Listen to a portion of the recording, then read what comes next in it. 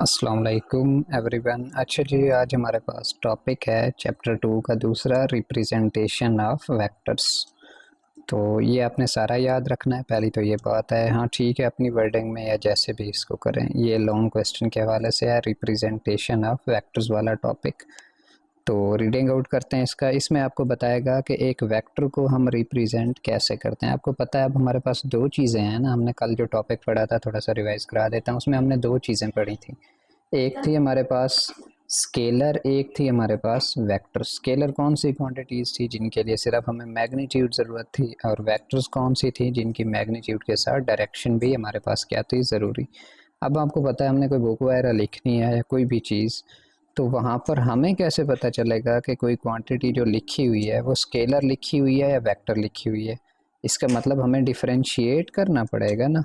तो इसलिए हम फिर वेक्टर को एक ख़ास मेथड से, कुछ सिंबल से हमारे पास रिप्रेजेंट करेंगे।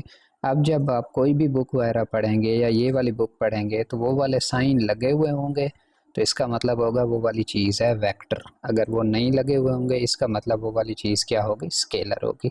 ये डिफरेंशिएट करने के लिए एक चीज़ को हम क्या कर देते हैं, दूसरी से डिफरेंट बना देते हैं। तो ये फ़र्क होता है। तो देखते हैं, कहता है in the textbook symbols used for a vector is a bold face letter such as A V F and etc, कुछ भी हमारे पास। तो आप पहला पहला मेथड देखें। अगर हमने बेटा वेक्टर को कहीं पर रिप्रेजेंट करना हो तो उसके लिए क्या करते हैं, बोल्ड कर देते हैं। अब ये बोल्ड वाला वे जो है ना, ये टेक्स्ट बुक वगैरह में होता है। आप जब नॉर्मल हमारे पास राइटिंग में लिखते हैं तो आपको पता है किसी लफ्ज़ को बोल्ड करना, तो उसमें तो टाइम वेस्ट हो जाता है अच्छा खासा। वो हम इसलिए सिर्फ टेक्स्ट बुक वगैरह के लिए यूज़ करते हैं। ये जैसे देखें, ये बोल्ड करके अल्फाज लिखे हुए हैं, इसका मतलब क्या है कि ये वाली सारी चीज़ें क्या हैं, वेक्टर हैं। इसी तरह आगे देखते हैं, कहता है since we can not write in bold face script on paper. यही चीज़ आपको कह रहा था कि अगर आपने पेपर या पेज वगैरह पर लिखना हो तो हम सारे लेटर बोल्ड करने थोड़ी बैठ जाएंगे। अब ए बोल्ड करें, वी बोल्ड करें, एफ बोल्ड करें, वो तो टाइम वेस्ट हो जाएगा। तो उसके लिए शॉर्ट मेथड क्या है, so a vector is written as the letter with a small arrow over it. कोई भी हम ए लिखेंगे, ए अगर हमारा वेक्टर है तो उसके ऊपर क्या साइन डाल देंगे, एरो। अब आपको पता है एरो किस चीज़ को रिप्रेजेंट करता होता है, डायरेक्शन को ना। रोड वगैरह पे जाते हैं, वहाँ पर एरोज लगे होते हैं, लेफ्ट साइड पे मुड़ना है, राइट साइड पे, तो वो डायरेक्शन को बता रहे होते हैं। तो वेक्टर्स में डायरेक्शन ही तो इम्पोर्टेंट होती है हमारे पास। तो यहाँ से अगर आपके पास कोई भी आप पेज पर वेक्टर को लिखेंगे तो उसमें हमारे पास क्या करेंगे, एक वेक्टर लिखेंगे और उसके ऊपर कौन सा साइन डाल देंगे, एरो का। जैसे ए वी एफ डी हमारे पास ये लिखे हुए हैं और इनके ऊपर साइन कौन सा लगा हुआ है, एरो का लगा हुआ है हमारे पास। तो ये वेक्टर को रिप्रेजेंट कर रहे हैं। The magnitude of a vector is given by italic letter without an arrow head. अब देखें, इसमें दो चीज़ें हैं ना। ये जो वेक्टर लिखा हुआ है इसमें एक तो है ए सिंपल, एक है उसके ऊपर एरो लिखा हुआ। तो अगर सिंपल ए लिखा हुआ होता है तो उसका मतलब होता है ये चीज़ सिर्फ मैग्नीट्यूड है हमारे पास। अब आपको पता है स्केलर है तो उसमें तो हम एरो नहीं डालते हैं, इसका मतलब स्केलर में सिर्फ मैग्नीट्यूड होती है। तो जहाँ पर एरो नहीं डालेंगे उसका मतलब वो स्केलर है या सिर्फ वेक्टर की क्या है, मैग्नीट्यूड है। जहाँ पर हम वेक्टर की डायरेक्शन मेंशन करना चाहेंगे वहाँ पर एरो का साइन भी साथ लगाएंगे। इसका मतलब एरो के बगैर जब वेक्टर लिखा होगा तो उसका मतलब क्या होगा, सिर्फ उसकी मैग्नीट्यूड हम बता रहे हैं किसी को। A vector can be represented graphically by drawing a straight line with an arrowhead। अब मेरे पास देखें ये चीज़ है, फॉर एग्जांपल ये कोई वेक्टर है। अब ये चीज़ है, यहाँ से कोई मैं वेक्टर ड्रा करूँ, इस तरफ उसकी डायरेक्शन है तो स्ट्रेट लाइन पहले ड्रा करते होते हैं और जिस तरफ उसकी डायरेक्शन होती है वहाँ पर क्या लगा देते होते हैं, एरो। अगर देखें ये वेक्टर है, स्ट्रेट लाइन ड्रा की है, इसकी डायरेक्शन ये थी तो इधर एरो लगाया, इधर डायरेक्शन होती तो इधर एरो लगाते, अगर ऐसे डायरेक्शन होती तो ऐसे ड्रा करते और यहाँ पर एरो आता हमारे पास। तो ये चीज़ बता रहा है कि ग्राफिकली वेक्टर को कैसे रिप्रेजेंट कर सकते हैं। एक स्ट्रेट लाइन ड्रा करते हैं और फिर हमारे पास आखिरी एंड पर जो भी उसकी डायरेक्शन होती है वहाँ पर उसकी क्या ड्रा कर देते हैं, हमारे पास एरो का साइन डायरेक्शन का। The length of line represents the magnitude of the vector quantity. अब आपको पता है वेक्टर में दो चीज़ें हैं ना, एक है मैग्नीट्यूड, एक है डायरेक्शन। तो अब अगर आपने आपको कहा है कि हमारे पास एक वेक्टर है वो 3 सेंटीमीटर नॉर्थ की तरफ है, तो आप एरो में जो लाइन लगाएंगे वो 3 सेंटीमीटर की लगेगी ना हमारे पास। तो इसका मतलब वो जो लाइन होती है, लेंथ होती है, जो हमारी लाइन हम स्ट्रेट ड्रा करते हैं वो उसकी मैग्नीट्यूड को रिप्रेजेंट करती है, फिर आखिरी एंड पे जो एरो लगाते हैं वो उसकी डायरेक्शन को रिप्रेजेंट करता है। जितनी बड़ी लाइन लगाऊंगा, अगर यहाँ से लेकर यहाँ तक लाइन लगाऊंगा, इसका मतलब मैग्नीट्यूड ज़्यादा है उसकी, और फिर जहाँ पर एरो लगाऊंगा वो जस्ट उसकी डायरेक्शन को बताएगा। इसका मतलब जो हम स्ट्रेट लाइन लगाते होते हैं उसकी जो लेंथ होती है वो बताती होती है कि वेक्टर की मैग्नीट्यूड क्या है, और जो एरो है अगेन वो क्या बताता होता है, हमें डायरेक्शन बताता होता है। तो इतने तक ये पोर्शन तो वेरी इंपॉर्टेंट है, ये तो सब ने लाजमी लाजमी याद रखना है इसको।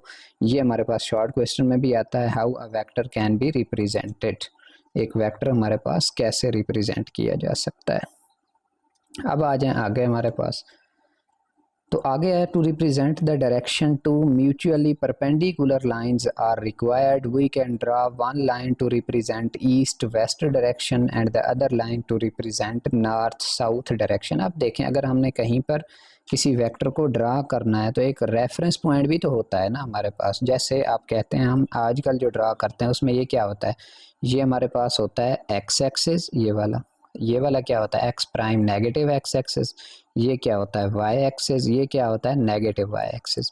तो हम कोई भी वेक्टर, कोई भी लाइन इनके दरमियान में ड्रा करते हैं तो उससे पता चल जाता है कि वो हमारे पास एक्स एक्सिस में है, वाई एक्सिस में है, पॉजिटिव वाई एक्सिस में है, किस तरफ है। इसमें तो हमने डायरेक्शन बतानी है वेक्टर्स अपने में, तो उसके लिए हम बेटा एक्स वाई या वाई प्राइम नहीं यूज़ करते हैं, ईस्ट वेस्ट नॉर्थ साउथ। अब देखें, ये वेक्टर मैंने ड्रा किया, अब इसकी डायरेक्शन क्या है, नॉर्थ और ईस्ट के बिल्कुल दरमियान में है। तो देखें, ये वेक्टर मैंने ड्रा किया है किसके अंदर, हमारे पास एक फ्रेम ऑफ रेफरेंस के अंदर, जिससे उसकी डायरेक्शन हमें इजीली पता चल जाती है। तो ये सारी चीज़ है कि हम एक्चुअली क्या करते होते हैं, हमारे पास एक फ्रेम ऑफ रेफरेंस लेते होते हैं। वैसे आजकल वो हम एक्स वाई जी वो एक्सिस वाला ही लेते होते हैं, तो लेकिन वेक्टर्स में ईस्ट वेस्ट नॉर्थ साउथ वाला वो हमारे पास क्या बताता होता है, एक वेक्टर की खास डायरेक्शन बताता होता है। और ये आपको अच्छे तरीके से पता है, ये जो वर्ड यूज़ किया है टू म्यूचुअली परपेंडिकुलर लाइंस, ये देखें, ये दो लाइंस परपेंडिकुलर नहीं होती, एक्स एक्सिस और वाई एक्सिस ये आपस में परपेंडिकुलर नहीं है। इसी तरह ये वाला और ये वाला आपस में परपेंडिकुलर नहीं है। तो ये जो एक्सिस होते हैं हमारे पास, एक्स या x prime, y y prime, ये आपस में क्या होते हैं, हमारे पास परपेंडिकुलर होते हैं। The direction of a vector can be given with respect to these lines. तो डायरेक्शन इन्हीं की मदद से पता चलती है जो हम उनके दरमियान क्या ड्रा करते हैं, लाइंस ड्रा करते हैं। Mostly we use any two lines which are perpendicular to each other. अब देखें, यहाँ पर वही बता रहा है एक्स एक्सिस एक्स प्राइम, ये वाली जो होती हैं एक्स एक्स प्राइम नहीं होती, दूसरी वाई वाई प्राइम नहीं होती हमारे पास, जिसे हम वाई एक्सिस कहते हैं। और जहाँ पर ये दो लाइंस आपस में मिलती हैं उसे हम क्या नाम देते हैं, ओरिजिन का भी ये डेफिनेशन आती है, define origin the point where the axis, axis कौन से, एक्स एक्सिस और वाई एक्सिस आपस में मिलते हैं, उसे हम क्या नाम देते हैं, ओरिजिन का। और उसे किस चीज़ से डिनोट करते हैं, ओ के साथ। तो ये चीज़ है इसमें। आगे देखें, कहता है अ vector is drawn starting from the origin of the referent axis towards the given direction, the direction is usually given by an angle theta with x axis. बता रहा है कि अगर हमने, आपको पता है कोई भी चीज़ ड्रा करते हैं तो उसका एंगल, एंगल क्या बताता है, डायरेक्शन, वो कहाँ से मालूम करते हैं, पॉजिटिव एक्स एक्सिस से। अब अगर मेरा वेक्टर यहाँ पर भी मैं ड्रा करूँगा तो उसका एंगल कहाँ से फाइंड आउट करूँगा, यहाँ से आएगा, यहाँ से लेकर जहाँ पर वो वेक्टर मौजूद है वहाँ तक। तो इसका मतलब अगर किसी वेक्टर की डायरेक्शन फाइंड आउट करनी हो तो उसका थीटा कहाँ से लेते हैं, पॉजिटिव एक्स एक्सिस से। ये चीज़ उसने बताई है इसमें।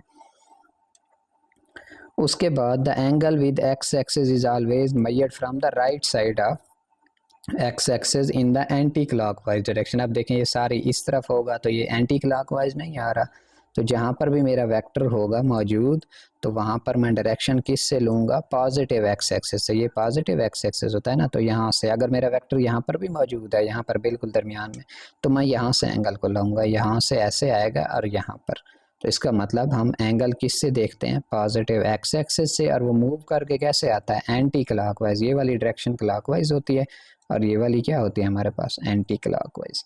तो ये आपका छोटा सा हमारे पास लॉन्ग क्वेश्चन है, इसमें पहला पैरा वेरी वेरी इंपॉर्टेंट है, वो शॉर्ट क्वेश्चन का आंसर भी है। दूसरे पैरे आपको पता है, आप अपनी वर्डिंग में भी लिख सकते हैं, कोई रेफरेंस पॉइंट लेते हैं एक्स एक्सिस वाई एक्सिस वाला, उनके दरमियान वेक्टर ड्रा करते हैं, उससे डायरेक्शन हमें इजीली पता चल जाती है। एंगल हमेशा पॉजिटिव एक्स एक्सिस से देखा जाता है। उसके बाद ओरिजिन की डेफिनेशन है, उसे रिप्रेजेंट करते हैं। तो ये लॉन्ग आपका कंप्लीट हो जाता है। उसके बाद आगे है, ये वेरी इंपॉर्टेंट शॉर्ट क्वेश्चन है। डिफाइन रिजल्टेंट वेक्टर, सिर्फ डेफिनेशन इसकी करनी है। वो कैसे करनी है वो चीज़ इसमें देख लीजिएगा, जैसे मैं बताता जाऊँ। इसमें आपने डेफिनेशन जब करनी है तो बुक से देखिएगा। वी कैन ऐड 2 और more vectors to get a single vector, ये लिखना है आपने। उसके बाद this is called as resultant vector, ये नहीं लिखना है। उसके बाद आपने लिखना है वी कैन ऐड 2 और more vectors to get a single vector which has, इस इट की जगह पे आपने क्या लिखना है, विच। तो which has the same effect as the combined effect of all the vectors to be added. इस लाइन के बाद आपने लिखना है this is called as resultant vector. इसका मतलब this is called as resultant vector पहले आपने नहीं लिखना है, यहाँ से आपने शुरू करना है और यहाँ तक आपने तीसरी लाइन के मिड तक ये लिखना है। उसके बाद ये वाली लाइन लिखनी है this is called as resultant vector. इसका क्या मतलब है पहले समझ लें।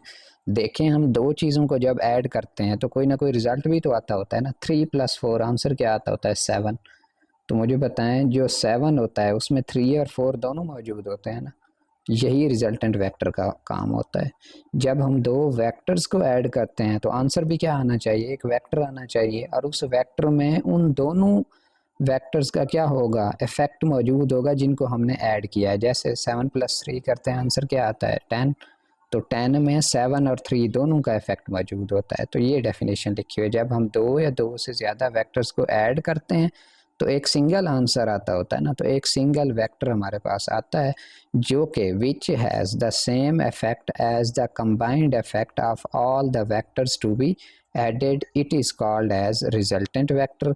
तो ये डेफिनेशन हो जाएगी। उसके बाद आपको पता है वो लाइंस अपनी वर्डिंग में आप लिख सकते हैं। ये वेक्टर ही है ना, कोई रिजल्टेंट वेक्टर नाम से ज़ाहिर हो रहा है। तो इसमें भी बेटा दो चीज़ें होंगी। वेक्टर में क्या दो चीज़ें होती हैं, एक मैग्नीट्यूड, एक क्या होती है, डायरेक्शन। इसका मतलब resultant vector has both magnitude and direction. तो ये आपका आज का काम हो गया हमारे पास। एक सिर्फ एक डेफिनेशन है डिफाइन रिजल्टेंट वेक्टर, और दूसरा रिप्रेजेंटेशन ऑफ वेक्टर वाला हमारे पास क्या है, लॉन्ग क्वेश्चन है। ओके जी, मिलते हैं अगले लेक्चर में। Thank you.